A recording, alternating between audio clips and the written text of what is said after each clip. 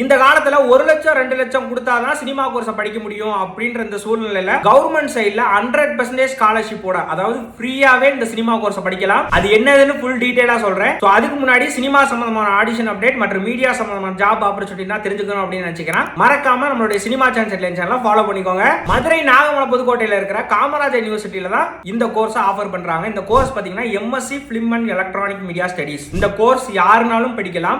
வயது வரம்புனா இல்ல.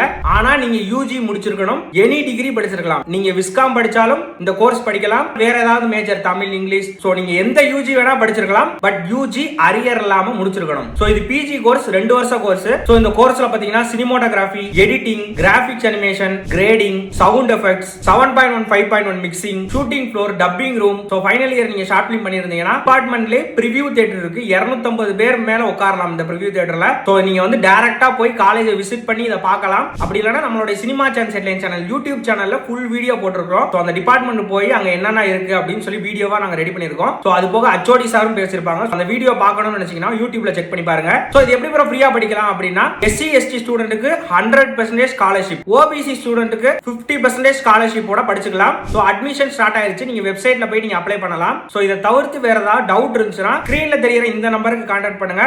அவங்க ஃபுல் கைட் பண்ணுவாங்க. நீங்க எப்ப கூப்பிட்டாலும் போன் எடுப்பாங்க. சோ மறக்காம இந்த கவர்மெண்ட் கொடுக்குற இந்த கோர்சஸ் யூஸ் பண்ணிக்கோங்க. சோ இது போன்ற சினிமா சம்பந்தமான அப்டேட்ஸ்னா தெரிஞ்சுக்கணும்னா மறக்காம நம்மளுடைய சினிமா சேனலை ஃபாலோ பண்ணிக்கோங்க.